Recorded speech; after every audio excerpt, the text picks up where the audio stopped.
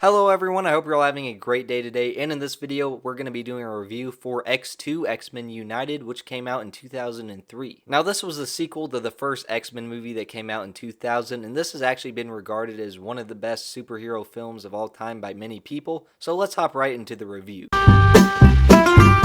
So first of all, just the story in general is good. It's pretty simple, but I feel like it's more memorable than the story in the first movie because the first movie worked more on a character level than a story level. And here you just have the X-Men teaming up more. They kind of get split up at different points. Of course, there's some great performances in here. What mainly comes to mind, of course, is Hugh Jackman as Wolverine, Patrick Stewart as Professor X, and Ian McKellen as Magneto. I mean, all of those were perfect castings from the first movie, and they continue to do great in this movie. And just overall, I think this film did a good job of taking what worked with the first movie on character levels and that kind of stuff and just building upon that. The action feels even better. It feels like there's more tension throughout the movie, and all of the characters just kind of grow more and they connect with each other, get to know each other better. The budget for this movie is also noticeably a lot more than in the previous movie, so there's some more stuff they could do with the locations they shot at, and the special effects and CGI, that kind of stuff feels a little bit better. Not all of it is phenomenal by today's standards, but for 2003 it's acceptable. But as I said, the character development and all that stuff is great. It's nice seeing more of the younger mutants, and there's a pretty funny scene in the movie where the Bye Bye Bye song comes on in the car. That really doesn't connect with anything I was just saying, but I had to mention it. But just the themes in this movie are really good as they continue with the first movie setup, with everyone having different opinions on the mutants. You have some characters that are anti-mutant, some mutants that are anti-human, and you have some, of course, that are just fighting for peace. So just all the themes in the story are done pretty well. This film also introduced Nightcrawler, who's a pretty cool character, as well as the main villain Stryker, or maybe Magneto's the main villain, that's kind of arguable.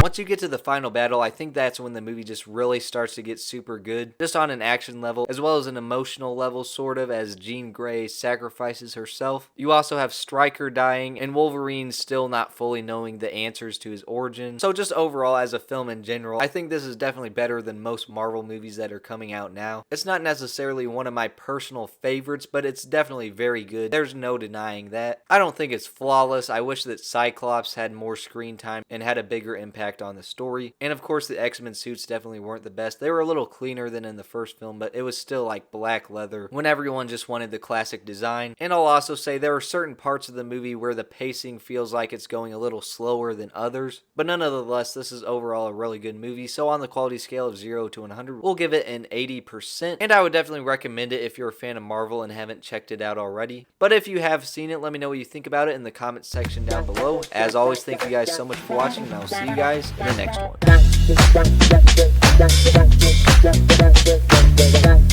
one.